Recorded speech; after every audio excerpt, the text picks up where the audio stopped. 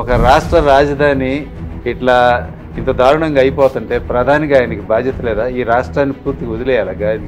ఈ రాజధానిలో ప్లాన్ చేస్తున్న ప్రణాళికలు ఏం కనపడట్లే మనకి. అంటే అసలు రాజధాని అంటే ఒకటి బిల్డింగ్లేనా? జనం రాబోలేదా?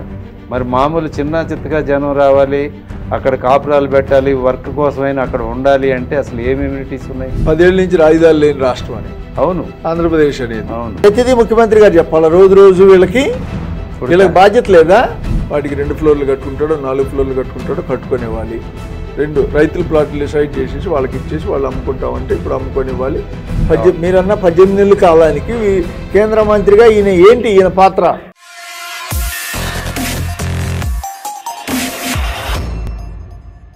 సౌత్ ఇండియాలోనే బిగ్గెస్ట్ సారీ స్టోర్ మన వారాహి సిల్క్స్ మన విజయవాడ ఎంజీ రోడ్లో డిసెంబర్ 4వ తారీఖున ఘన ప్రారంభం. ఇప్పుడు లాస్ట్ టైము ఈ మీటింగ్స్లో 2వ దశకి మొదటి దశ పనులు అయిపోయి రైతుల ఇష్యూలన్నీ సెటిల్ అయిన తర్వాతే మనం 2వ దశ పూలింగ్కి వెళ్దాము అని చెప్పిన జనసేన పార్టీ పవన్ కళ్యాణ్, నాదెండ్ల భాస్కర్ వీళ్ళందరూ క్యాబినెట్లో నాదెండ్ల మనోహర్ గారు, తర్వాత ఈయన పవన్ కళ్యాణ్ గారు వీళ్ళందరూ అభ్యంతరాలు చెప్పారు కదా. మరి ఈసారి మరి ఇది దీనికి ఉప్పేసుకున్నట్టున్నారు ఏంటి? అడ్జస్ట్మెంట్ జరిగిపోయినాయి వాళ్ళ అంటే ఇంటర్నల్గా అందరూ ఒక ఏకాభిప్రాయానికి వచ్చేసారా? అంటే గత క్యాబినెట్ అప్పుడు ఇది టేబుల్ ఎజెండాగా పెట్టినట్టు నాకు గుర్తండి. సుమారు టేబుల్ ఎజెండాగానో లేకపోతే ముందు రోజు ఎజెండాలో పెట్టినట్టున్నారు. అయితే అప్పుడు 50,000 ఎకరాలకు పెట్టారండి ప్రతిపాదన. 2వ దశ 60,000 ఎకరాలు 60,000 ఎకరాల చిల్లర వచ్చింది. అప్పుడు ఒక 2 రోజుల ముందు ఏం జరిగిందంటే రైతులు వివిధ గ్రామాల్లో తెలుగుదేశం మంత్రులతో పాటు నారాయణ గారు, ఇతర మంత్రులతో పాటు ఎమ్మెల్యే గారు శ్రావణ్ గారితో పాటు సివిల్ సప్లైస్ మినిస్టర్గా నాదెండ్ల మనోహర్ జిల్లా మంత్రిగా ఆయన కూడా తిరిగారండి. కొన్ని గ్రామాలు వెళ్ళారు, అప్పచెప్పారు. గవర్నమెంట్ అప్పచెప్పింది, వాళ్ళు వెళ్ళారు, మనకు తెలియదు. అప్పుడు రైతుల సమస్యలు ఇవన్నీ చూసి జెన్యునే కదా, ఇవన్నీ కాకుండా సెకండ్ ఫేజ్ ఏంటి అని ముందు మీద అవ్వకుండా మేము ముందుకెళ్ళం లేని ఆయన ఒక హామీ ఇచ్చారు అక్కడ. 2-3 గ్రామాల్లో ఆయన. తర్వాత పత్రికల్లో కూడా వచ్చింది అన్ని అంశాలు. వచ్చిన తర్వాత సేమ్ డేస్ నెక్స్ట్ డే క్యాబినెట్లో వచ్చేసింది. క్యాబినెట్లో పెట్టారు. అప్పుడు మీకు గుర్తుందా, పవన్ కళ్యాణ్ గారు కూడా 2019 ముందు విడిగా జనసేన స్వతంత్రంగా ఉన్నప్పుడు రైతులతో సమావేశం పెట్టి భారీ ఎత్తున ఫస్ట్ మీటింగ్ ఆయన విడిగా మీటింగ్ పెడుతుంది రైతులతోనే పెట్టారు. మీకు గుర్తునే ఉంటుంది. మీ రైతులందరికీ ప్రతి ఎకరాకి న్యాయం చేపిస్తాను, నేను పోరాటం చేస్తాను అని చెప్పారు. సో ఆ అంశం కానివ్వండి, లేకపోతే రైతులు పరిష్కారం అవ్వలేదు 5 సంవత్సరాలు ఉద్యమం తర్వాత అనుకోనివ్వండి, ఏదైనా కానీ ఆయన మొన్న వాళ్ళిద్దరూ అపోజ్ చేశారు. అంటే జనసేన పవన్ కళ్యాణ్ గారు అనుకోండి మెయిన్, ఆయన అపోజ్ చేసిన తర్వాత ఆగిపోయింది అనేది మరి ఈనాడు జ్యోతిలో రాలా గమ్మత్తు, మిగతా పేపర్లో వచ్చింది తప్ప అది ఆగిపోయింది. సరే, వాట్ ఎవర్ ద ఇష్యూస్ వచ్చిన తర్వాత అప్పుడు ప్రధానంగా ఏంటంటే రైతుల్లో ఉంది వ్యతిరేకత, సమస్యల పరిష్కారం కాలేదు, దానివల్ల జనసేన వ్యతిరేకిస్తుంది. దీనికి గాను సీఎం గారు దృష్టి పెట్టి నాకు ఐడియా ఉన్నంత వరకు ఆయన ఫస్ట్ రైతులు అన్నీ 2-3 మీటింగ్లు పెట్టుకుని మనం ఇందాక చెప్పుకున్నట్టుగా అన్నీ జరిగిన తర్వాత రైతులు ఒక నమ్మకానికి వచ్చిన తర్వాత ఆయన మీద భరోసాతో రైతులు కొంచెం స్లో అవటం జరిగింది. దరిమిల ఈ జనసేన ఎందుకు సపోర్ట్ చేసిందనే అంశం నేను కూడా పరిశీలించానండి. ఇప్పుడు సరే బయట రకరకాలుగా 2 వర్షన్స్ ఉంటాయి కదా, మనం బ్యాలెన్స్ వర్షను లేకపోతే జరిగింది వాస్తవం వాస్తవ వర్షన్ మనం అనుకుందాం. మన వరకు అనుకున్నప్పుడు పోయినసారి 50,000కి ఇప్పుడు 18,000 ఆగారు. 16,600 అది అవసరమైన అయితే వీళ్ళు చూపించారో ఇప్పుడు ఒక 8 కాంపోనెంట్లు, ఎయిర్పోర్టు, స్పోర్ట్స్ సిటీ, లేకపోతే రైల్వే లైన్కి ల్యాండ్ ఎక్విజేషను, లేకపోతే హైవేకి ల్యాండ్ ఎక్విజేషను, ఇలాంటివన్నీ పెట్టి ఒక 8 అంశాలు 9 పనులకు సంబంధించి 18,000 ఎకరాలు పెట్టారు. కాబట్టి ఈ 3 కారణాల వల్ల జనసేన ఈసారి వ్యతిరేకించలేదు అని నేను భావిస్తున్నాను. వైసీపీ అక్కడ నామకార్థం అపోజిషనే, వాళ్ళకి అసలు రాజధాని అక్కడ కట్టాలా వద్దే అనే దాని మీద ఇంతవరకు స్పష్టమైన ఒక పాలసీ ఉన్నట్టు లేదు. ఇప్పుడు ఉన్నంతలో స్వపక్షంలో విపక్షంలాగా జనసేన తర్వాత బీజేపీ వీళ్ళిద్దరే కదా మాట్లాడాలి.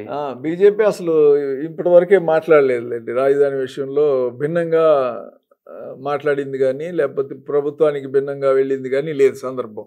ఒక జనసేన మాత్రమే పోయిన క్యాబినెట్లో 2 దఫా సమీకరణ వచ్చినప్పుడు వ్యతిరేకించిన మాట మనం చూసాం. వాయిదా కూడా పడింది కదా క్యాబినెట్లో. అంటే ఈ డిలే జరుగుతున్న విషయంలో ఎందుకు డిలే జరుగుతుంది అనే దాని మీద వాళ్ళు పాయింట్లు కనుక్కొని గవర్నమెంట్ మీద వాళ్ళు ఇంటా బయట ఎక్కడో చోట వాళ్ళు ఫైట్ చేయకపోతే వాళ్ళకు కూడా బాధ్యత ఉంది కదా. వాళ్ళు కూటమి అనే పేరు మీద వచ్చారు తప్పితే వాళ్ళు పార్టీల పేరు మీద అక్కడ ప్రభుత్వాలు ఏర్పాటు చేయలేదు కదా. మరి ఇట్లా వాళ్ళకి బాధ్యత లేదా ఇందులో? ఇప్పుడు దీన్ని ఫాస్ట్గా మూవ్ చేయించడంలో గవర్నమెంట్ని వెంటపడాల్సిన అవసరం లేదా? ప్రభుత్వంతో పాటు జనసేన బీజేపీ అంటే మినిమల్ అనుకోండి రాజకీయంగా, వాళ్ళు చెప్పారా చెప్పలేదా అనేది. కానీ కేంద్రంలో అధికారం ఉందని ఏకైక పాయింట్ తప్ప వాళ్ళకి రాష్ట్రంలో ఎంత ఓటింగ్ ఉంది, లేకపోతే వాళ్ళ బలం ఎంత, లేదా వాళ్ళు ఎంత నిలబడుతున్నారు ఇష్యూస్ మీద అనేది మీరు చూస్తూనే ఉన్నారు. అది పెద్ద మనం వాళ్ళని పరిగణలోకి అంటే వాళ్ళని వాయిస్ ఇవ్వట్లేదని మనం దాని గురించి పెద్దగా అనుకోవక్కర్లేదు. జనసేననే మెయిన్. ఎందుకంటే ఆయన ఇందాక చెప్పుకున్నాం కదా, ఆయన ఆ రోజు పోరాటం దగ్గర నుంచి ఈరోజు ముఖ్య డిప్యూటీ సీఎంగా ఉన్న వరకు ఆయన పాత్రకు సంబంధించి కానీ ఆ పార్టీ కానీ బాధ్యత ఎక్కువ ఉంది. ఇప్పుడు అంటే ఇవాళ కొత్తగా ఒక డైలాగ్ విన్నా సీఎం నోట, ఇది ప్రధాని మోడీ గారు ప్రారంభించిన రాజధాని అని కొత్త స్లోగన్ ఎత్తుకున్నారు ఇవాళ. అంటే స్ట్రాటజికల్గా మాట్లాడారా అనిపించింది నాకు. అంటే బీజేపీ వాళ్ళు ఎట్లా మాట్లాడలేదు ఇక్కడ, అంటే కనీసం ఈ విధంగా వాళ్ళని కొంచెం ఇన్వాల్వ్ చేద్దామని ఏమైనా ప్రయత్నిస్తున్నారంటారా? అంటే మరి వాళ్ళు అంటే మీరు వాళ్ళకి పాత్ర లేకపోయినా వాళ్ళు సపోర్ట్గా మాట్లాడాలన్న ఉద్దేశం అయి ఉండొచ్చు. రెండోది ఏంటంటే అసలు మోడీ అనే పదం మనకి రెండు రాష్ట్రాల్లో కానీ లేకపోతే ఎక్కడైనా సరే జిందా తిలిస్మాత్ లాగా జెండుబాం లాగా అమ్మో మోడీ గారు ఉన్నారు మోడీ గారు అంటే కొంచెం మన ప్రతిపక్షాలు కూడా సైలెంట్ కదా. మన రాష్ట్రంలో ఆ రోజు ఆ పార్టీ ఉన్న ఈరోజు వీళ్ళున్న ప్రభుత్వంలో అసలు ఆంధ్రప్రదేశ్లో మోడీ అంటే వ్యతిరేకత అనేది ఎవరు భయం మాట్లాడరు. సో అందువల్ల ప్రతిపక్షం కూడా ఇప్పుడు సైలెంట్గా ఉండే అవకాశం ఉంటుంది కదా మోడీ గారు అనగానే. ప్లస్ మోడీ గారి పేరు చెప్తే ఇంకొంచెం స్పీడ్గా పనులు అయ్యే అవకాశం కూడా కొంత ఏజెన్సీలు స్పీడ్ కానీ ఇది కానీ మేబీ అయి ఉండొచ్చు అండి. అప్పుడు ప్రారంభం అప్పుడు ఆయనే వచ్చారు, దానికి ఒక కుండలో మట్టి తెచ్చారు, కొంత డ్రామా నడిపారు, మళ్ళీ మట్టి కొట్టారన్నారు. తర్వాత దాని మీద విమర్శలు వచ్చినాయి. నిజంగా ఆయన వైసీపీలో ఉన్నంతకాలం దాని గురించి ఎక్కడ మాట్లాడలేదు, పట్టించుకున్నట్లు లేదు. ఒక రాష్ట్ర రాజధాని ఇట్లా ఇంత దారుణంగా అయిపోతుంటే ప్రధానిగా ఆయనకి బాధ్యత లేదా? ఈ రాష్ట్రాన్ని పూర్తిగా వదిలేయాలి గారికి? అంటే ఈ రాష్ట్రాన్నే కదండి, అసలు కేంద్ర ప్రభుత్వం ఆ రోజు 14లో విభజించినప్పుడు బీజేపీ అంగీకరిస్తేనే కదండి రాష్ట్ర విభజన జరిగింది. అవును. మీరు ఒక రాష్ట్ర విభజన చేసి ఇటు తెలంగాణ ప్రాంతానికి కానీ అటు ఆంధ్ర ప్రాంతం కానీ కొన్ని హామీలు ఇచ్చారు. హామీలు నెరవేర్చాల్సిన బాధ్యత ఎవరిది? అవును, కేంద్రం చేసే పనులు చెప్పారు, బిల్లులో పెట్టారు 13 షెడ్యూల్లో. దాని బాధ్యత ఎవరిది? కేంద్ర ప్రభుత్వాన్ని 100%. అవును, మీరు కూడా మద్దతు ఇచ్చారుగా. బీజేపీ కూడా ఆ రోజు విభజనకు మద్దతు ఇచ్చింది కదా కాంగ్రెస్ పార్టీ. కాంగ్రెస్ మీద ఎత్తి ఎన్నాళ్ళు కాంగ్రెస్ తిడతాం? 10 ఏళ్ళు తిట్టాం, 13 ఏళ్ళు తిట్టాం, ఇప్పుడు 3 సార్లు గెలిచాం మనం. ఇప్పుడు తిట్టుకున్న బీజేపీని ఇంకా ఉపయోగం ఉంది. బీజేపీ వాళ్ళు కాంగ్రెస్ తిట్టి కేంద్రం మీరు చేసిన పనులు మీరు చేయండి. వాడు తప్పు చేసాడు, మేము చేసాం, 10 ఏళ్ళు కాదు 12 ఏళ్ళలో పూర్తి చేసామని చెప్పండి అన్నీ. అసలు ఫస్ట్ ఫేజ్లో వచ్చిన బిల్డింగ్స్ ఏంటి, ఇప్పుడు స్టార్ట్ అయిన బిల్డింగ్స్ ఏంటి? అంటే ప్రభుత్వ 2 అంశాలండి. ఒకటి ప్రభుత్వ పరంగా, 2 ప్రైవేట్ రంగంలో. ప్రైవేట్ రంగంలో వచ్చేసి విట్టి ఎస్ఆర్ఎం వచ్చినాయండి, పూర్తయినాయి. తర్వాత అమృత ఒక ఇన్స్టిట్యూట్ వస్తుంది. అంత 3 తప్ప ప్రైవేట్ ఏమీ మొదలవ్వలేదు. ఎడ్యుకేషన్ ఇన్స్టిట్యూషన్ ఆ 3 వచ్చినాయండి. ఇప్పుడు మిగతా అన్నీ మొదలవుతున్నాయి. గవర్నమెంట్ ఆఫ్ ఇండియాకి వచ్చేసేటప్పటికి ఆ రోజు పొరపాటు కానీ లేకపోతే ఇంకోటి కానీ రాష్ట్ర కేంద్ర ప్రభుత్వాలు ఇప్పటికైనా ఆలోచించాల్సిన అంశం ఏంటంటే, నేను ఒకటి మాట చెప్పదలుచుకున్నాను అండి. ముఖ్యమంత్రి గారు పదే చెప్తున్నారు, ఉన్న ల్యాండ్ ఇదే, కొద్దిగా ల్యాండ్ అయితే మున్సిపాలిటీగా మారిద్ది, ఎక్కువ ల్యాండ్ ఉంటే విశ్వనగరంగా మారిద్ది అని. ఓకే, ఆ విశ్వనగరంగా అంటే విశ్వనగరం అంటే ఒక పెద్ద రాజధానిగా ఉండాలంటే మీరు ఢిల్లీలో చూడండి, శాస్త్రీ భవన్, కృషి భవన్, నిర్మాణ భవన్, సంచార భవన్, 8 భవన్లు ఉంటాయి. 10 భవన్లలో కేంద్ర ప్రభుత్వం ఆఫీసులన్నీ ఉంటాయి, అన్ని మంత్రిత్వ శాఖలు ఉంటాయి. మిగతా హెచ్ఓడీలన్నీ ఇంకొక 10-20 బిల్డింగుల్లో ఉంటాయి. అంటే భారతదేశం మొత్తానికి మీకు ఒక 10 బిల్డింగుల్లో ఉంటే, లేకపోతే ఇంకొక 20 బిల్డింగులు హెచ్ఓడీల్లో ఉంటే, ఇక్కడ ఎందుకు కేంద్ర ప్రభుత్వ సంస్థలతో మీరు ఎందుకు మీరు రాష్ట్ర ప్రభుత్వం మొదలుపెట్టారు కదా, మీరు అడ్మినిస్ట్రేటివ్ టవర్స్ అని, సెక్రటరియట్ ఒకటి, పరిపాలన మిగతా డిపార్ట్మెంట్లు కలిపి, కేంద్రానికి కూడా 5 ఎకరాలు 10 ఎకరాలు 3 ఎకరాలు అని ఒక్కో డిపార్ట్మెంట్కి ఒక్కో బ్యాంకుకి ఏంటండి మీరు మాట్లాడలేరా? వాళ్ళకి చెప్పలేరా? వాళ్ళతో మాట్లాడితే వాళ్ళు ఎందుకు అంగీకరించారు? CGO complex, central government office complex అని ఉంటాయి, లేకపోతే సెంట్రల్ గవర్నమెంట్ రెసిడెన్షియల్ కాంప్లెక్స్ అని ఉంటుంది. ఆ టవర్లు 3 or 4 అయిపోతే టవర్లు మీకు 100 ఎకరాల్లో మొత్తం వచ్చేస్తుంది కదా. అంతేగా. అవును. వాళ్ళు తొందరగా డబ్బులు ఇస్తారు కదా. ముందు ఆ ల్యాండ్ ఉంటుంది కదా మీ దగ్గర. ఇప్పుడు తొలి దశలో నేను గమనించింది హైకోర్టు కట్టారు, తర్వాత సచివాలయం వచ్చింది, అసెంబ్లీ రాష్ట్రం తరపున. అవి అసలు తాత్కాలికమా శాశ్వతమా? ఇప్పుడు అక్కడే వచ్చింది. అంటే ఆ పదం చాలా రాంగ్ అయిందండి. ఇంటీరియం బిల్డింగ్ అన్నారు కానీ తాత్కాలిక సచివాలయం అనే పదం వాడేటప్పటికి అరే టెంపరీ కింద అవుతుందా, లేదా టెంపరీ బిల్డింగ్లు ఉంటాయా తర్వాత లేవా అని ఇప్పుడు మీరు అన్నట్టుగానే వస్తుంది. అసలు తాత్కాలికం అనే మాట ఎందుకు వస్తుందండి? ఏమన్నా మనం టెంట్లు వేసుకున్నామా? బిల్డింగ్లు కట్టాం కదా. బిల్డింగ్లు ఏమి కాంక్రీట్ కింద 20 అడుగులు లోపలికి వేసేసి కట్టాం కదా. స్ట్రక్చర్స్ పర్మనెంట్గా కట్టాం కదా. పైన ఇంకా 5 floors వేసుకోవచ్చు కదా. ఆ పదం వల్ల ఇంత భద్రం వచ్చిందని నేను అనుకుంటున్నానండి. అవి శాశ్వత భవనాలే. హైకోర్టు కొత్త బిల్డింగ్ కట్టినా దీన్ని జిల్లా కోర్టుకో లేకపోతే సిటీ కోర్టులుగా ఇస్తారు, లేకపోతే ఈ సచివాలయం తరలి వెళ్ళిన తర్వాత వీటిని ఇంకో ప్రైవేటో గవర్నమెంటో వాడుకోవచ్చు, ఇంకో 5 floors వేసుకోవచ్చు అండి. ఆ పదం వాడటం వల్ల ఇంత అపోహలు వచ్చినాయనే నా ఉద్దేశం అండి. ఇప్పుడు ఈ 2వ దశలో ఏమన్నా కొత్తగా వచ్చిన బిల్డింగ్లు ఏమన్నా ఈ 17 నెలల్లో? అప్పుడు మనకి ఎమ్మెల్యే ఎంపీ క్వార్టర్సు, జడ్జీల బంగ్లాస్, నాట్ టవర్స్, జడ్జీల బంగ్లాసు, తర్వాత మనకి ప్రిన్సిపల్ సెక్రటరీ రెసిడెన్షియల్ మొదలు పెట్టారండి. అప్పుడు ఆ ప్రభుత్వంలో సెక్రటరియట్ మెయిన్ టవర్ పరిపాలనా బిల్డింగ్ అని ఒకటి పిలిచారు. అది కింద భూమిలోనే ఆగిపోయింది. ఈలోపు జగన్ గారు వచ్చారు, అది ఆపేశారు అనుకోండి. ఆగిపోయినాయి అన్నీ ఇప్పుడు మళ్ళీ క్యాన్సిల్ చేసేసి ఆ వర్క్స్ అన్ని మళ్ళీ టెండర్లు పిలిచారండి రాజధానిలో. ఓకే. ఏ సంస్థలు అయితే ఆ పనులు చేపడుతున్నాయో దాదాపు వాళ్ళకే ఆ టెండర్లు వాళ్ళే కోట్ చేశారు. ఒకళ్ళు చేసిన పని కాబట్టి మరి మిగతా వాళ్ళు వచ్చారు రాలేదో అది సిండికేట్ ఏమైందో మనకు తెలియదు. మనకి జరిగింది వాళ్ళకి వచ్చిన వాళ్ళు పనులు మొదలుపెట్టారండి. అయితే ఇప్పుడు 2 నెలలు అయింది, 3 నెలలు అయిందని సిఆర్డీ కమిషనర్, మంత్రి గారు, వీళ్ళు సెక్రటరీలు రోజు ఒకటి చెప్తుంటారు. ఆ పోలవరం 40 ఏళ్ళ నుంచి డేట్లు చెబుతున్నారు కదా పోలవరానికి లాగా. అలాగుంటుంది తప్ప కాంక్రీట్గా అసలు ఇది ఎప్పటికైద్ది, జరగటానికి అడ్మినిస్ట్రేటివ్ పరంగా ప్రాబ్లమ్స్ ఏంటి, ఏజెన్సీలు ఏం చేస్తున్నాయి, సక్రమంగా చేస్తున్నాయా లేదా, లేకపోతే సిఆర్డిఏ పరిధిలో వాళ్ళు ఎంత పరిధిలో పరిశీలిస్తున్నారు, ఇంజనీరింగ్ సైడ్ అనేది లేదండి. అది అసలు వీటన్నిటికంటే ముఖ్యమైనది టెలికాన్ఫరెన్సులు, లేకపోతే రివ్యూస్, వీటన్నిటితోనే సిఆర్డిఏలో ఉన్న చీఫ్ ఇంజనీర్ల దగ్గర నుంచి, ప్లానింగ్ వాళ్ళ దగ్గర నుంచి కింద లైన్మెన్, వర్క్ ఇన్స్పెక్టర్, ఏఈల్డి దాకా ఇదే సరిపోతుందండి. అవునా? మీరు ఒక శాంపిల్గా మీరు తెలుగు వన్ నుంచి గవర్నమెంట్కి లేఖ రాయండి, లేకపోతే ఆర్టీఐలు అప్లై చేయండి. ఒక 7 రోజుల్లో, ఒక నెల రోజుల్లో, ఇప్పుడు 16 నెలల్లో మధ్యలో ఒక నెల తీసుకుంది, 3 నెలలు మీరు డేటా తీసుకుంటే సిఆర్డిఏలో మొత్తం ఎన్ని టెలికాన్ఫరెన్స్లు జరిగినాయి, ఎంత టైం జరిగినాయి, ఎంతమంది దానిలో పాల్గొన్నారు ఇప్పుడు అనేది మీరు ఒక డేటా తీసుకుంటే మీకు అర్థమైపోయింది. ఇప్పుడు ఒక టెలికాన్ఫరెన్స్ జరుగుతుంటే ఒక ఏఈ దగ్గర నుంచి మీరు అందరినీ తీసుకున్నప్పుడు ఆ ఏఈ ఇంకో పని చేయగలరా? వర్క్ స్పాట్లో ఉండరుగా. ఉన్న వర్క్ స్పాట్లో ఉన్న ఇది దీని మీద దృష్టి ఉంటుందిగా, పని ఉండదుగా. వీళ్ళు నెక్స్ట్ ఏజెన్సీలు వాళ్ళని పిలుస్తారుగా టెలికాన్ఫరెన్స్కి, వాళ్ళు వస్తారు, అందరూ వస్తారు. రెండోది ఒక రివ్యూ జరిగిద్ది ఈ టెలికాన్ఫరెన్స్కైనా, మీరు వాళ్ళు కింద నుంచి ఇన్ఫర్మేషన్ తయారు చేసి రావాలిగా.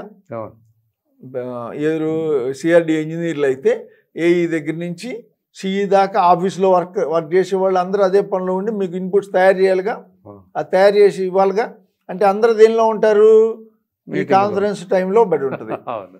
ఏజెన్సీల్లో పనిచేసే వాళ్ళు సైట్లో వాడి దగ్గర నుంచి ఆ ప్రాజెక్ట్కి హెడ్గా ఉండేవాడి దాకా ఆ 3 లేయర్లు 4 లేయర్లు వాళ్ళే పనిలో ఉంటారు. మీ రిపోర్ట్లు మీకు సమాధానం చెప్పడంలోనే పడిపోయిద్దే. పర్యవేక్షణ, పరిశీలన, కాన్ఫరెన్సులు అవసరమే. దానికి ఒక పరిధి ఉండాలి కదా, దానికి పరిమితి ఉండాలి కదా. పొద్దున 6 నుంచి రాత్రి 3 దాకా 2 దాకా. ఇప్పుడు ఆ సిఆర్డిఏ బిల్డింగ్ ఈ మధ్య ఓపెన్ చేశారు, అది అయిపోయిందా? అది ఎప్పుడు సార్? పోయిన టర్మ్లోనే బిల్డింగ్ అయిపోయింది. బాబు గారు మాట ఇచ్చి ఆ రోజు చెప్పారు, వీళ్ళు 6 నెలలు అంటే కాదు, ఆయన 4 నెలలు అంటే సరే 6 నెలలు కన్నా చేయండి అన్నారు సార్. అది 10 నెలలు చేశారు. మీకు అర్థమైందిగా సిఆర్డిఏ పనితీరు. ఓకే, మీరు కావాలంటే విజువల్ తీసుకొని సీఎం గారు చెప్పింది 6 నెలల్లో చేస్తున్నారు సిఆర్డి వాళ్ళు. వాళ్ళు ఆ మాట చెప్పకూడదు, ప్రాక్టికల్గా లెక్కేసుకుని చెప్పాలి. ఇంటీరియర్స్ టైం పడతాయి, స్ట్రక్చర్లు అంత ఈజీ కాదు, 6 నెలలు కాకపోతే 8 నెలలు పట్టిద్దని స్పష్టంగా క్యాలిక్యులేట్ చేసుకుని ఇంటీరియర్ వాళ్ళతో మాట్లాడుకుని సీఎం గారికి చెప్పాలి, ప్రజలకు చెప్పాలి, రిపోర్ట్ ఇవ్వాలి. అంటే ఇప్పుడు మీరు 6 నెలలు అని చెప్పి 11 నెలలు ఎందుకు 12 నెలలు ఎందుకు చేశారు అంటే మీ ఫెయిల్యూర్ కాదా? అంతేగా, సీఎం గారిని మిస్లీడ్ చేయటం కాదా, ప్రజల్ని మిస్లీడ్ చేయటం కాదా? ఇది చాలదా మీకు సిఆర్డిఏ పనితీరు గురించి? ఇది చాలదా? ఈగాక సిఆర్డిఏల వ్యవస్థ అస్తవ్యస్తం అంటే సాఫ్టెక్ అని ఒక సాఫ్ట్వేర్ తెచ్చారండి. అసలు ఇది ఇంకా దారుణమైంది. రాష్ట్రం మొత్తం ఆంధ్రప్రదేశ్లో ఉన్న అన్ని శాఖలు సిఎఫ్ఎంఎస్ గవర్నమెంట్ తెచ్చిన సాఫ్ట్వేర్ ఫాలో అవుతున్నాయండి. నిధి అని కానీ రకరకాల సాఫ్ట్వేర్లు గవర్నమెంట్కి ఫాలో అవుతాయి. బిల్లులు అప్లోడ్ అనండి, లేకపోతే చెక్ మెజర్మెంట్ చేసిన తర్వాత రకరకాలుగా వీళ్ళు ఒక సాఫ్ట్వేర్ తెచ్చి సాఫ్టెక్ అని, ఈ సాఫ్టెక్ ఏం చేస్తుంది, ఈ బిల్లులన్నీ మళ్ళీ వీళ్ళు ఎక్కిస్తారంట. వీళ్ళు ఎక్కించిన తర్వాత మళ్ళీ ఎవరు డాష్ బోర్డ్లో పెడతానికంటే, డాష్ బోర్డ్లో పెట్టిన తర్వాత మళ్ళీ ఎవరికి వెళ్ళాలి, సిఎఫ్ఎంఎస్కి వెళ్ళాలిగా. చేసేది ఎవరు చివరికి సిఎఫ్ఎంఎస్ వాళ్ళేగా. వీళ్ళ కోట్ల డబ్బులు పోగేయటం, పంపిణీ చేయటం. వీళ్ళు కాక స్టాఫ్ 6 నుంచి 8 లక్షలు పెట్టి కన్సల్టెంట్లు పెట్టారండి, అవసరం ఉన్నా లేకపోయినా. ఎక్కడైనా ఆంధ్రప్రదేశ్లో కానీ భారతదేశంలో కానీ ఉన్న ప్రొసీజర్ ఏంటంటే ఏఈ డిఈ ఈఈ. ఈఈ ఏం చేస్తాడంటే టెక్నికల్గా అన్ని బిల్లు అప్లోడ్ చేస్తాడు, బిల్లు అప్రూవ్ చేస్తాడు. చెక్ మేనేజ్మెంట్ ఎస్సీ చేస్తాడు. ఇది పరిధి దాటి ఇంతవరకు ఆంధ్రప్రదేశ్ చరిత్రలో సిఈకి వెళ్ళిన చరిత్ర ఎక్కడా లేదు. కమిషనరు లేదా హెచ్ఓడికి వెళ్ళింది ఇప్పుడు వెళ్తున్నాయండి సిఆర్డిఎల్ బిల్లు. అది 50,000 అయినా ఇన్ని రోజులు ప్రయాణం పట్టింది, 100 కోట్లైనా అదే ప్రయాణం పట్టింది. అసలు అవసరం ఏంటి, నీకు ఎస్సీ కదా, టెండర్ పిలిచేది ఎస్సీ. ఎస్సీ టెండర్ పిలిచినప్పుడు మళ్ళీ చెక్ మెజర్మెంట్ బిల్లు పైదాకేంటి, కొత్త పాలసీలు. ఒక కమిటీ వేశారండి, సిఈలతో కమిటీ వేశారు, 20 మంది సిఈలతో వేశారు. అసలు మీకు సిఆర్డిఏలో మీరు కమిటీలు ఎన్ని కమిటీలు వేస్తారు, మీకు అథారిటీ ఏంటి, మీరు గవర్నమెంట్కి పంపుతారు, అదేంటే ట్రాన్స్పరెంట్ అంటారు. ఈ సిఈలు అంతా బయట వాళ్ళు ఉంటారు, 20 బయట వాళ్ళు వీళ్ళు కలిసి వీళ్ళు ఏం చేస్తారో అర్థం కాదు. టెండర్ అప్రూవ్ చేయడానికి కమిషనరేట్ ఆఫ్ టెండర్స్ ఉంటుంది, వాళ్ళు చూస్తారు, వాళ్ళకి పంపించాలి, ఆ తర్వాత గవర్నమెంట్కి వస్తుంది. ఇప్పుడు బయట వాళ్ళు ఉంటే వాళ్ళకి ఏం జవాబుదారీ ఉంటుంది? అసలు మీకు అవసరం ఏముంది, మీకు అవసరం అయితే సిపిటి ఒక అడ్వర్టైజ్మెంట్ ఇవ్వండి.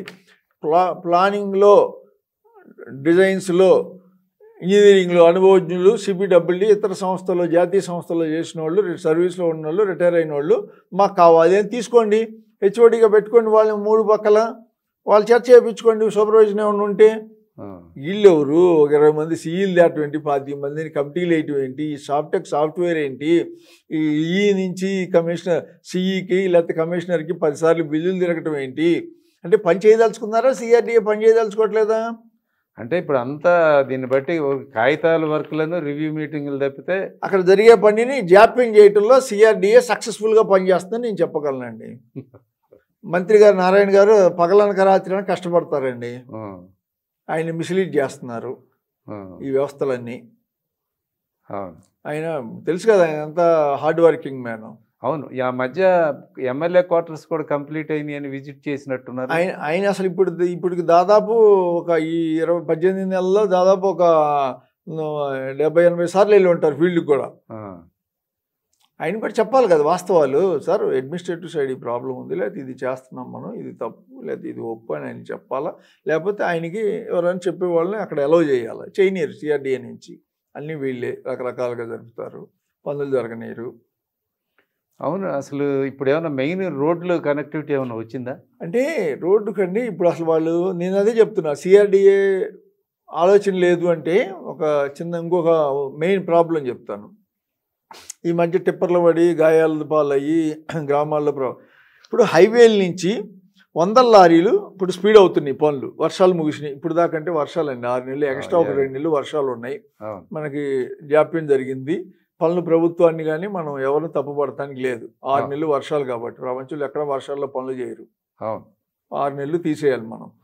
ఇప్పుడు మీకు ఈ మార్చి నాటికి నాకున్న సమాచారం మేరకు, క్షేత్రస్థాయిలో సమాచారం నాకున్న దాన్ని బట్టి, నాకు తెలిసిన దాన్ని బట్టి ఎమ్మెల్యే ఎమ్మెల్సీ మాత్రం మార్చి నాటికి పూర్తవుతాయండి. అంటే మనం వెళ్ళి సామాన్ తీసుకెళ్ళి ఉండే పరిస్థితి మార్చి నాటికి ఉంటుందండి. కానీ జూన్లో దసరా లోపు సెక్రటరియట్ కానీ జడ్జెస్ బంగళాలు కానీ లేకపోతే secretaries principal secretaries buildings towers కానీ లేకపోతే జడ్జెస్ బంగళాలు కానీ అక్టోబర్ దాకా పడుతుందండి. ఎందుకంటే ఫినిషింగ్ వర్కులు ఇప్పుడు టవర్కి చేసిన పని ప్రతి బంగ్లాకి చేయాలి కదా. 100 బంగ్లాలు ఉంటే 100 బంగ్లాలు చేయాలి కదా, సేమ్ పని రకరకాలుగా. అట్లా ఇవన్నీ ప్రాక్టికల్గా చూసినప్పుడు ఏప్రిల్కి ఇవన్నీ అవుతాయి అని చెప్పడం కరెక్ట్ కాదండి. అక్టోబర్ దాకా పడతాయి, మార్చికి మాత్రం ఇవి పూర్తయిపోతాయి. అదే ప్లస్ మెయిన్ రైతులకు సంబంధించి లేఅవుట్లు పూర్తి చేయాలంటే లేఅవుట్లు వేసి మీరు ఎవరెవరికి ఏ ప్లాటో డిసైడ్ చేసేయాలి. సిఆర్డి ఎంత జాప్యం ఎందుకండి ఒకటి. రెండోది సీడ్ యాక్సెస్ రోడ్డు ఉంది అసలు ముందు లోపలికి వెళ్ళడానికి. ఆ సీడ్ యాక్సెస్ రోడ్ని ఇప్పుడు సీఎం గారు పదే చెప్పారు. అక్కడ ప్రజలు ఉండవల్లి పెనుమాక 3 గ్రామాల్లో ప్రజలు వ్యతిరేకించారు. జగన్ సపోర్ట్ అన్నారు, లేకపోతే వైసీపీ అన్నారు. గవర్నమెంట్ వచ్చింది, వాళ్ళతో మంచి చెడు మాట్లాడి సార్ట్అవుట్ చేయాలి కదా, చేశారు. ఎప్పుడు చేశారు? 10 సార్లు ముఖ్యమంత్రి గారు చెప్పినాక పత్రికల్లో వచ్చి గందరగోళం అయిన తర్వాత ఈ మధ్య భూసేకరణకి వెళ్ళారు. అసలు మీరు మొదట 3 నెలల్లో చేయాల్సిన పనిగా. సరే టవర్లు మొదలు పెడతాం అంటే టెండర్లు పిలవటం, రద్దు అవ్వటం, లేకపోతే పని చేయడం, దానికి ఏదో టెక్నికాలిటీస్ రకరకాలు ఉన్నాయి. దీంట్లో ఏముంది? మీరు రైతులతో మాట్లాడాలి, అక్కడ వాళ్ళతో వాళ్ళు వినలేదు, మీరు ల్యాండ్ ఎక్విజిషన్కి వెళ్ళాలి. ఇప్పుడు చేసింది అదే కదా. మొదట 3 నెలల్లో 6 నెలల్లో ఎందుకు చేయలేకపోయారు? అదే 8 నెలల్లో 9 నెలల్లో చేసిన 6 నెలల్లో సీడ్ యాక్సెస్ రోడ్డు పూర్తి అయ్యేదిగా. ముందు చేయాల్సిన పని అదే కదా. అదే కదా. దానికి ఏం కావాలండి? ఒక డిప్యూటీ కలెక్టర్, 2 డిప్యూటీ, అక్కడ 10 మంది డిప్యూటీ కలెక్టర్ ఉంటారు, 2 డిప్యూటీ కలెక్టర్ అదే పనిలో పెట్టాలి కదా. అవును. అంటే అసలు రాజధాని అంటే ఒకటి బిల్డింగ్లేనా, జనం రాబోలేదా?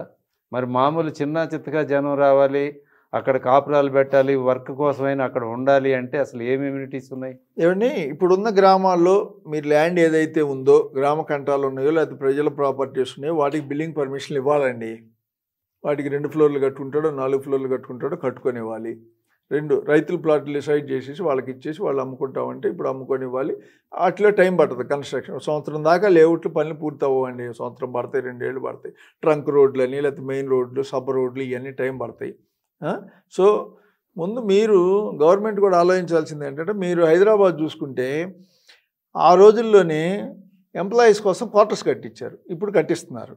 నెక్స్ట్ కాంగ్రెస్ ప్రభుత్వం మీరు తెలంగాణలో హైదరాబాద్ రాష్ట్రంలో చూస్తే, అంటే ఇది ఆంధ్రప్రదేశ్ గవర్నమెంట్, ఆంధ్రప్రదేశ్ కంబైన్డ్ స్టేట్లో ఉన్నప్పుడు మీకు బాగలింగంపల్లి దగ్గర నుంచి గచ్చిబౌలి దాకా హౌసింగ్ బోర్డు కాలనీలు వేసారు కదా. అవును.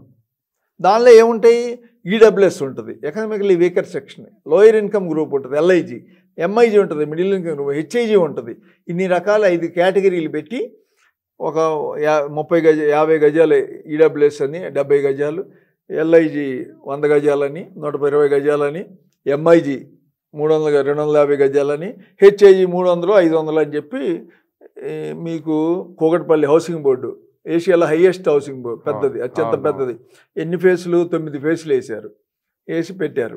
సిటీ కాబట్టి అంటే అందరూ ఉండాలి సిటీలో. మనం నాలాగా 10,000 వచ్చేవాడి దగ్గర నుంచి, 20,000 వచ్చేవాడి దగ్గర నుంచి, 50,000 వచ్చేవాడి దగ్గర నుంచి, లక్షలు వచ్చేవాళ్ళు, కోట్లు వచ్చేవాళ్ళు వేరు, వాళ్ళ బంగ్లాస్ ఉంటాయి లేదా పెద్ద పెద్ద కొనుక్కుంటారు. వర్క్ ఫోర్స్ అందరూ ఉండాలి కదండి సిటీలో. అంటే ఏంటి? మీరు ప్రభుత్వం ఇప్పుడు స్థలాలు ఇవ్వలేరు, హౌసింగ్ బోర్డు స్థాయిలో చేయలేరు. బాబు గారు ఉన్నప్పుడే సింగపూర్ టౌన్షిప్, మలేషియన్ టౌన్షిప్ అని 2 పెట్టారు హైదరాబాద్లో కాన్సెప్ట్. హౌసింగ్ బోర్డు భూముల్ని మనం స్థలాలు అయితే చాలవు, ఇప్పుడు సిటీ పెరిగింది కాబట్టి దీన్ని ఉన్న స్థలాన్ని సద్వినియోగం చేసుకోవాలని హైరేజ్ బిల్డింగ్కి వెళ్ళి దాంట్లో కూడా పైన చెప్పుకుని 4 కేటగిరీలు పెట్టించారు ఆ రోజు. ఆ విధంగా ఇప్పుడు ఈ రాజధానిలో ప్లాన్ చేస్తున్న ప్రణాళికలు ఏం కనపడతలే మనకి. అదే ఈ గ్రామాల్లో వస్తాయి. ఈ గ్రామాల్లో ఏంటి? నాకు ఆశ ఉంటుంది కదండి, కోకాపేటలో పెరిగినట్టు నా భూమి 50 కోట్లు అవుదా, 25 కోట్లు అవుదా అనుకుంటాను. నేను అమ్మను. నేను అమ్మినా కొన్నోడు ఏం చేస్తాడు? వెయిట్ చేస్తాడు. లేకపోతే ఉన్న ఊర్లో 4-5 ఫ్లోర్లు కడతాడు. ఫ్లోర్ ఒక్కొక్క రెంట్ 20,000 అంటాడు. వీళ్ళతో ఆగదుగా మీరు 50 గ్రామాలు, 60,000 ఎకరాలు, 70,000 ఎకరాలు వెళ్ళిపోయి ఇది ఒక పెద్ద నగరంగా చేయాలన్నప్పుడు మిగతా ప్రజలు వచ్చి ఉండాలి ఇక్కడ. ఇంకొకటి కూడా అండి, ఇప్పుడు రైతులకి కొంత ల్యాండ్ ఇస్తారు, 1000 గజాలు 2000 గజాలు ప్లాట్లు ఇస్తారు అనుకోండి. అంటే గవర్నమెంట్ వాళ్ళకి ఇస్తారు.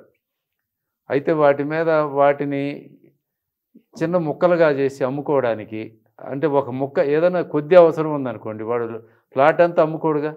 ఏదో అవసరానికి కావాల్సింటే ఒక బిట్టు అమ్ముకుంటాడు, చిన్న బిట్టు. లేదా కొనుక్కునేవాడు కూడా అందరూ 1000 గజాలు 2000 గజాలు అక్కడ పెట్టే రేట్లకు కొనలేకపోవచ్చు కదా. ఎవరన్నా చిన్నవాడు వచ్చి ఇల్లు కట్టుకోవాలంటే చిన్న స్థలమే కావాలి కదా. మరి ఆ స్వేచ్ఛ ఇవ్వడం లేదు, అక్కడ రూల్స్ అక్కడ ఒప్పుకోవట్లేదు, ఆ ఫ్రీడమ్ లేదు రైతులకు అంటున్నారు. ఎంతవరకు నిజం? అంటే దీనిలో వాస్తవం కూడా ఉందండి. అంటే ఇలా చేసుకుంటా పోతే ఇంకా మొత్తం మామూలుగా సిటీలాగా అయిపోయింది అనేది ఒకటి గవర్నమెంట్ ఆలోచన అండి. కానీ నీకు ఇళ్లలో పని చేయాలంటే మనుషులు కావాలి కదండి. ఇళ్లలో పని కాదండి, మిగతా వాళ్ళు వెళ్ళి సెటిల్ డౌన్ అవ్వాలన్నా కావాలి. కానీ ప్రభుత్వ స్థలంలోనే అలా చేయాలి. లేదా వీళ్ళకన్నా కొంత ప్రాంతంలో ఒక ప్లాట్ని ఇన్నిగా 2గా చేసుకోవచ్చునో ఏదో ఒకటి ఇవ్వాలి. సరైన నిబంధనలు సడలింపు. అందరూ కోట్లు పెట్టి కొనలేరు. అందుకే మీరు అన్నట్టుగా వ్యాలిడ్ పాయింట్ అండి ఇది. మీరు అన్నట్టుగా కనీసం ఒక ప్లాట్ని 2గా చేసుకునేటైనా అవకాశం ఇచ్చి అనుమతులు కూడా ఇవ్వాలి. దేశం అంటే జనాభా, రాజధాని అన్నా కూడా జనాభాయే కదా. నీకు రేపు ఇల్లు వచ్చి జనం ముఖ్యమంత్రి గారు ఇల్లు కడుతున్నారు, మంత్రులు కడుతున్నారు. మీరు అన్నట్టుగా చిన్నవాళ్ళు కూడా కట్టాలంటే వాడికి ఆ స్థలం దొరకాలా, లేకపోతే అవకాశం ఉండాలంటారు మీరు. రేపు వాటి మెయింటెనెన్స్కైనా పక్కన మనుషులు కావాలి కదా వాళ్ళకి. వాళ్ళు ఎక్కడ ఉంటారు? అంటే మీరు ఎంతసేపు కూలీలనే చూస్తారు, అందరూ డెవలప్ అవటాన్ని చూడరా శ్రీరామ్ గారు? కూలీలు కాదండి, అవును వాళ్ళు వచ్చి ఇళ్లలో ఉంటారు. సర్వెంట్ లేకపోతే వాళ్ళు ఏం చేస్తారు? అంటే అక్కడ అంతా మళ్ళీ మీరు కాదు, మీరు రేపు ఇన్ని వస్తాయి, రేపు అక్కడ సూపర్ మార్కెట్ ఏదో ఏర్పాటు లేకపోతే వాళ్ళు అసలు అక్కడ ఉంటారా? ఫ్యామిలీస్ ఉండలేరులేండి. ఊరికి తాళాలు ఇచ్చేసి అయిపోయిందంటే సరిపోద్దా? అంటే నివాసం ఉండాలంటే అందరూ ఉండాలి కదా. అందరూ ఉండాలి. అదే దానికి మరి ఇక్కడ ఐజేఎం ఆ రోజు ప్రభుత్వం బాబు గారు 2001-4 మధ్య తరహాలో చేసినట్టుగా ఉన్న టవర్స్ కట్టిస్తారా లేకపోతే ఏంటి అనేది ప్రభుత్వం ఆలోచించుకోవాలి. రెండో అంశం మీరు అన్నట్టుగా ప్లాట్ల విషయంలో ఒక ప్లాట్ని కనీసం 2 అన్నా చేసుకోవడానికన్నా అనుమతించి చేయాల్సిన అవసరం. దీని మీద ఇన్ డెప్త్ వాళ్ళు ఎవరు ఆలోచించట్లేదండి, ప్లానింగ్ చేయట్లేదు. అందువల్ల ఏంటంటే ఇప్పుడు మీకు ఇంకోటి అండి, ప్లానింగ్ అంటే నేను చెప్పగలను. విజయవాడలో భారతదేశంలో 3 చోట్ల ఉంది. ఐఐటి స్థాయిలో ఉంటుంది స్కూల్ ఆఫ్ ప్లానింగ్ ఆర్కిటెక్చర్. అంటే జాతీయ స్థాయిలో భోపాలు, ఢిల్లీ, విజయవాడలోనే పెట్టారు. 2006-7లో మన్మోహన్ సింగ్ గారు క్యాబినెట్లో శాంక్షన్ చేసి అప్రూవ్ చేశారు. విజయవాడలో పెట్టారు అది స్కూల్ ఆఫ్ ప్లానింగ్ ఆర్కిటెక్చర్. అంటే వాళ్ళని అసోసియేట్ చేసుకోవచ్చు సిఆర్డిఏలో. మొదట్లో ఏదో పిలిచారు, లాస్ట్ గవర్నమెంట్లో పిలిచారు, తర్వాత 5 ఏళ్ళు లేదనుకోండి. ఈ మధ్య ఏదో పిలుస్తున్నారు కానీ వాళ్ళు అడుగుతున్నారు, మనం వాళ్ళని అడగాలి. మీరు మాకు అసోసియేట్ అవ్వండి, మీ ఎక్స్పోజర్ అంతా మాకివ్వండి, మీ దగ్గర ఉన్న స్టూడెంట్ని ఫ్యాకల్టీని మాకు వినియోగించండి అని అడగాలి. వాళ్ళు అడుగుతున్నారంట, వీళ్ళు మాట్లాడతలేదంట. సురేష్ కుమార్ గారు సెక్రటరీ గారు మీకు పరిచయస్తులే కదా. ఆయన అర్బన్ డెవలప్మెంట్ మినిస్టర్ వెంకయ్యనాయుడు గారు ఉన్నప్పుడు పిఎస్గా పనిచేశారు. నాకు బాగా గుర్తు, 2 సంవత్సరాలేమో. ఆయనకున్న అవగాహన మేరకు ఆయన వెళ్ళి కలిస్తే ఏదో కొద్ది కదిలినట్టుంది అది. అలాంటి సంస్థలను కూడా మనం పెట్టుకోవాలి. అప్పుడు ఆ ప్లానింగ్లో వాళ్ళు వేరియస్ ఆప్షన్స్ ఇస్తారు. ఇప్పుడు ఫారిన్ కన్సల్టెంట్లు ఇచ్చారు. ఇప్పుడు సిఆర్డీలో ఇంకోటి చెప్తాను మీకు, సుర్బానా జురాంగ్ అని 2 సంస్థలను పెట్టారు, సింగపూర్ సంస్థల్ని కన్సల్టెంట్లుగా. వాళ్ళు పెట్టారు. వాళ్ళు ఏం చేస్తున్నారు? మరి స్కూల్ ఆఫ్ ప్లానింగ్ ఆర్కిటెక్చర్ ఉంది కదా, బ్రహ్మాండమైంది, వాళ్ళు పెట్టుకోవచ్చు కదా మనం. అవును, డబ్బులు కూడా తక్కువ అయిపోతుంది. వాళ్ళకి ఏమో నామినల్ వాళ్ళు అడిగేది. గవర్నమెంట్ ఏముంటుంది, గవర్నమెంట్ కదా, ఇది సెంట్రల్ గవర్నమెంట్. ఈ సుర్బానా జురాంగులు బొరంగులు ఏం చేస్తాయండి? స్టేజ్ దాటి ప్లాన్ ఇచ్చారు, అయిపోయింది. లేకపోతే ఇంకోటి చేశారు. ఇప్పుడు మిగతా వాళ్ళని చేయనండి, వాళ్ళు బయట వాళ్ళని పెట్టుకుంటారు కన్సల్టెంట్లు. వాడు ఏం చేయడు, వాడు సింగపూర్ నుంచి వచ్చి ఏం చేయడు, ఇక్కడ వాళ్ళని పెడతాడు 50 మందిని పెట్టి, వాడికి 50,000 ఇచ్చి 1,00,000 రాసుకుంటాడు వాడికి. ఇంతే కదా జరిగేది. అవును, అలాంటివన్నీ నిరోధించి ప్రభుత్వం జరుగుతున్నాయని ప్రభుత్వం కొంత సునిశ్చిత పరిశీలన చేసి ముఖ్యమంత్రి గారు సూక్ష్మ స్థాయిలో వీటిని పరిశీలించి, ఇప్పుడు కూటమి ప్రభుత్వం వచ్చి దాదాపు 17 నెలలు, మొత్తం 5 ఏళ్లలో 17 నెలలు అంటే చిన్న విషయం ఏం కాదు.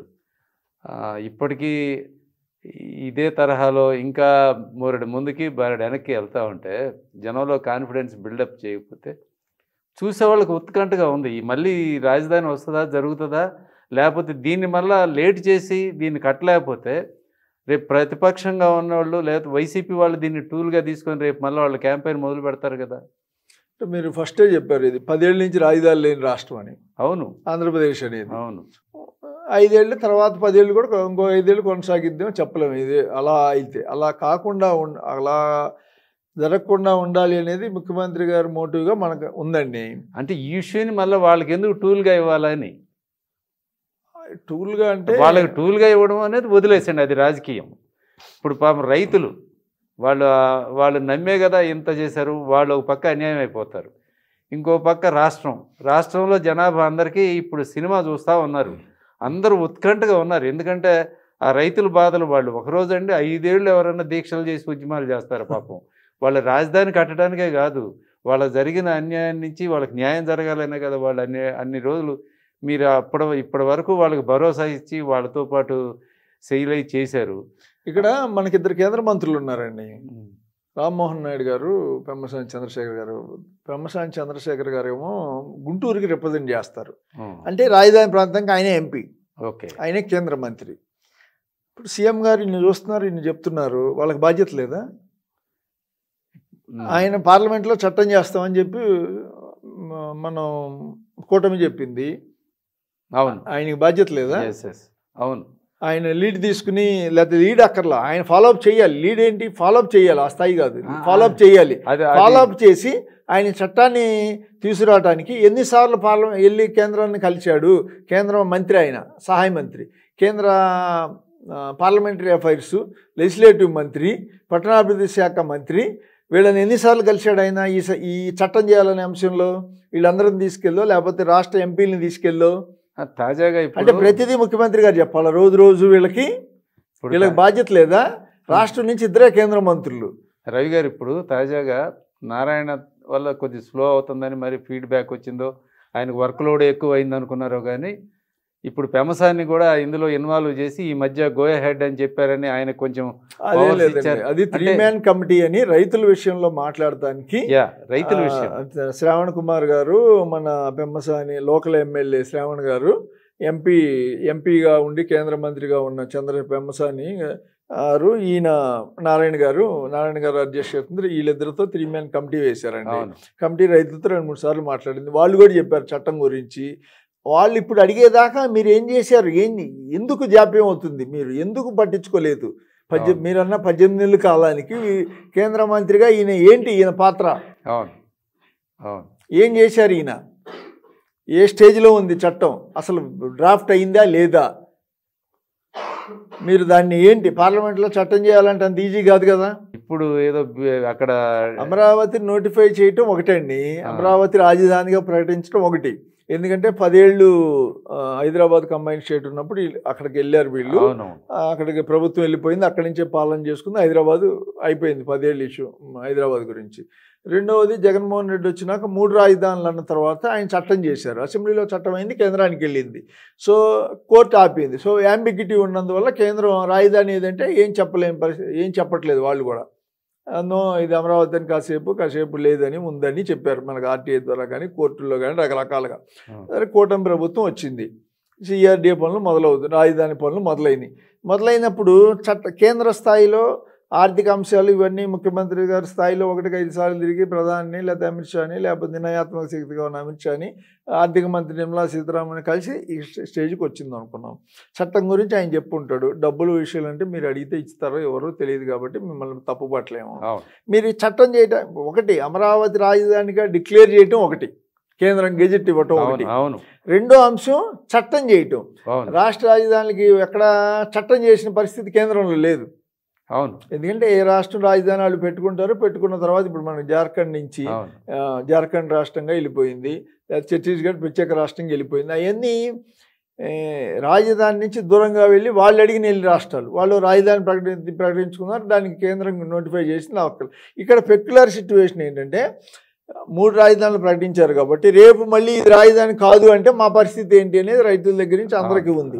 సో ప్రజలు కూడా ఒకటే ఉండాలి, రాజధాని ప్రతిసారి మారకూడదు మనకి అనేది ప్రజల్లో ఉంది కాబట్టి దాన్ని ఒక చట్టం, ఆంధ్రప్రదేశ్ రాజధానిగా అమరావతి అని ఒక పార్లమెంట్లో ఒక చట్టం చేసి దీని పరిధి ఇది దీనికి ఇది అని చెప్పి ఒక చట్ట రూపంలో తీసుకొస్తే భవిష్యత్తులో ఏమి ఇబ్బంది ఉండదేమో అన్న ఉద్దేశంతో రైతులు అడిగారు, వీళ్ళు ఓకే చేశారు, కూటమి ప్రభుత్వం చెప్పింది.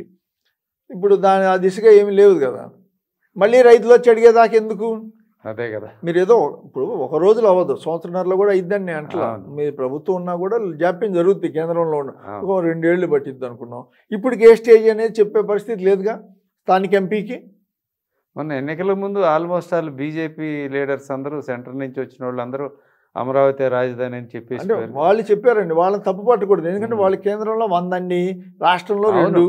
అవును, వాళ్ళ ఓటింగ్ పర్సంటేజ్ కానీ వాళ్ళు కానీ ప్రొసీజర్ ఏంటి వాళ్ళు చెప్పారు. కాబట్టి దీన్ని శాసనసభలో ఒక బిల్లు పెట్టి ఈ చట్టానికి ఏమైతే అవుతాయో అవసరం అవుతాయో అవన్నీ ప్రియాంబుల్ చేసుకుని రాష్ట్ర శాసనసభలో ఒక చట్టం చేసి ఒక తీర్మానం చేసి చట్టరూపంగానో ఏదో ఒకటి సర్టన్ ఫార్మాట్లో వచ్చి కేంద్రానికి రాసి దానికి సంబంధించి కేంద్రం పంపించిన తర్వాత కేంద్రం లెజిస్లేటివ్ డిపార్ట్మెంట్కి, లా డిపార్ట్మెంట్కి, లెజిస్లేటివ్ డిపార్ట్మెంట్కి, వెట్టింగ్కి పంపిస్తుంది.